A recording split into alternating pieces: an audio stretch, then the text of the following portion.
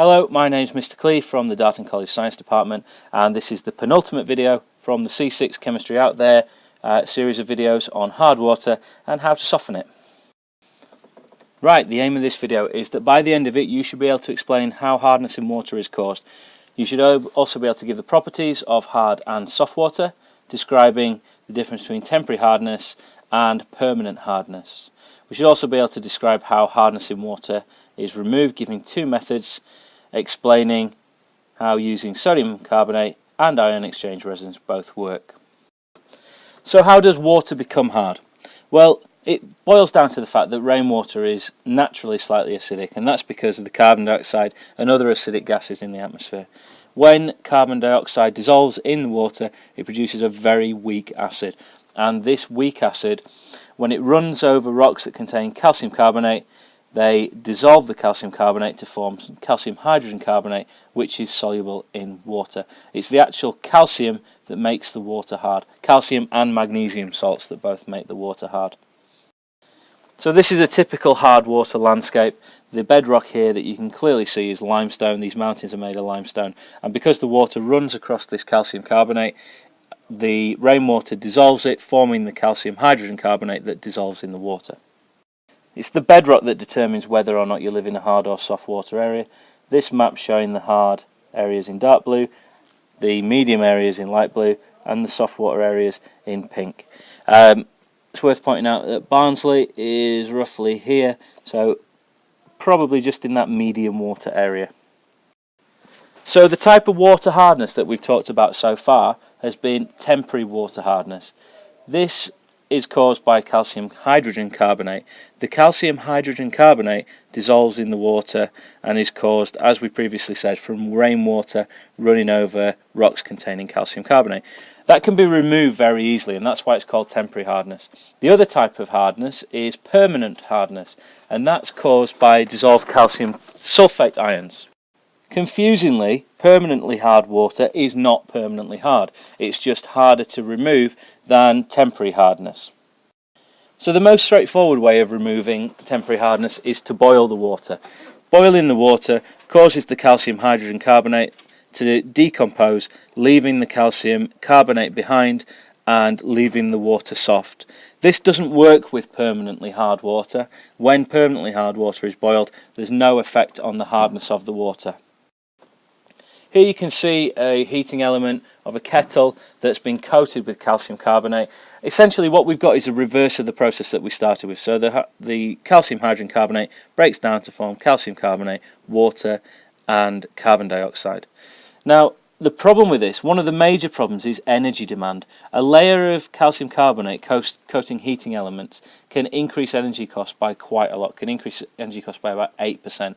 Coupled with the extra soap costs that you have to have for using hard water, and it's been calculated that hard water costs British industry around £1 billion every year.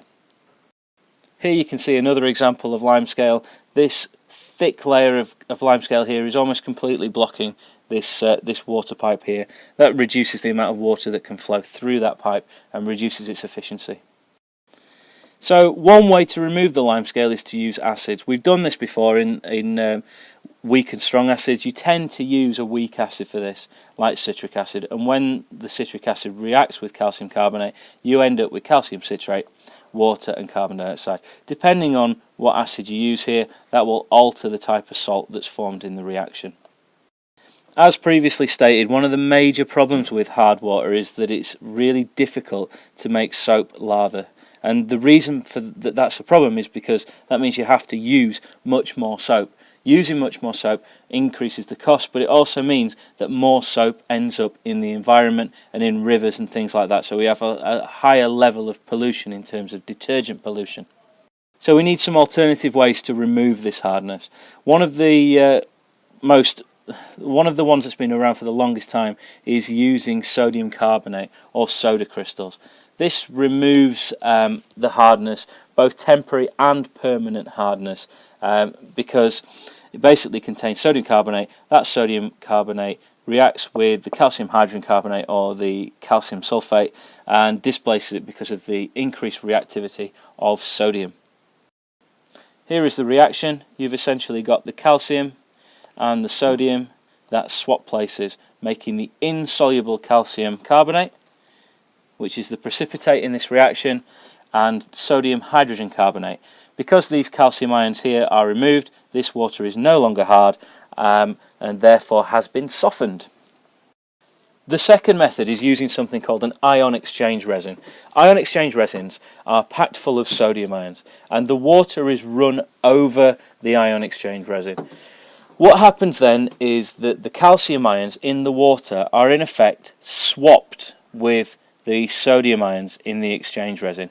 The same thing happens because the calcium ions have been removed. The calcium is no longer hard, it now contains sodium ions, which means that the water is soft.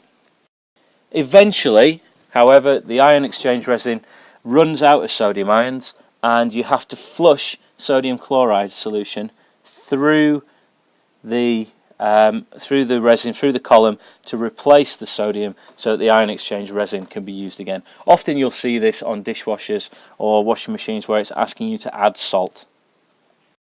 Here you can see salt being added to a dishwasher. What this does is it just regenerates the ion exchange column so the water continues to be softened and you don't get streaks of calcium carbonate formed on plates and dishes when you wash them in a dishwasher. So in summary, hard water, it's caused by weak acids reacting with rocks that contain calcium carbonate to form soluble calcium hydrogen carbonate. This calcium hydrogen carbonate precipitates out of water when it's heated, which causes damage. It also makes soap hard to lather. Permanent hardness is caused by calcium sulfate, and you can remove hardness by precipitating the calcium and magnesium ions using sodium carbonate or by using ion exchange resins to replace the calcium and magnesium ions with sodium ones. My name is Mr. Clee, and thank you very much for watching.